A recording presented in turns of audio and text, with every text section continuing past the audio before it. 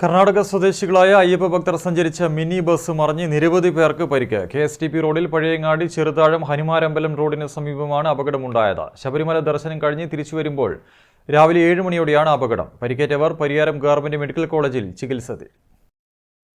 ഞായറാഴ്ച രാവിലെ 7 മണിയോടെയാണ് അപകടമുണ്ടായത്. മിനി ബസ് നിയന്ത്രണം വിട്ട ഇലക്ട്രിക് പോസ്റ്റിലും മതിലിലും ഇടിച്ചു മറിയുകയായിരുന്നു. 26 പേരാണ് ബസ്സിലുണ്ടായിരുന്നത്. ഇതിൽ 23 പേർക്ക് നിസ്സാര പരിക്കേറ്റു. ഇതിൽ ഡ്രൈവറായ നന്ദീഷ്, നാഗരാജ് എന്നിവർ പരിയാരം ഗവൺമെന്റ് മെഡിക്കൽ കോളേജ് ആശുപത്രിയിൽ ചികിത്സ തേടി. 7 മണിക്ക് ഞാൻ നടക്കാൻ ഇറങ്ങിയതാണ്.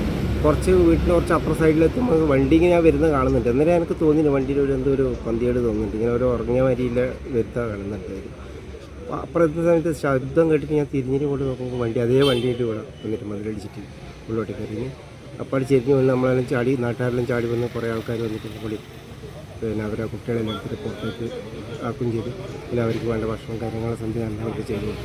ആംബുലൻസ് വിളിച്ചു. അപ്പുറം തന്നെ ഹോസ്പിറ്റലിലേക്ക് എല്ലാവരും പറഞ്ഞു കൊടുത്തു.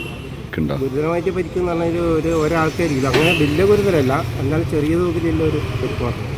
ആംബുലൻസ് ആ സ്പോട്ടിൽ തന്നെ എത്തി. അതുപോലെ പരിയാരം പോലീസ് അതുപോലെ ആ സ്ഥലത്ത് തന്നെ എത്തിയിട്ടുണ്ട്. എല്ലാവരും നല്ല സഹകരണമുണ്ടായിട്ടുണ്ട്. നാട്ടുകാർ ചേർന്നാണ് രക്ഷാപ്രവർത്തനം നടത്തിയത്. അപകടത്തിൽ ബസിന്റെ മുൻഭാഗം പൂർണ്ണമായും തകർന്നു. വിജയൻ MLA സ്ഥലം സന്ദർശിച്ചു. അപകടത്തിൽപ്പെട്ട സംഘം പ്രാഥമിക ചികിത്സയ്ക്ക് ശേഷം നാട്ടിലേക്ക് മടങ്ങി. News bureau, Pazhayangadi.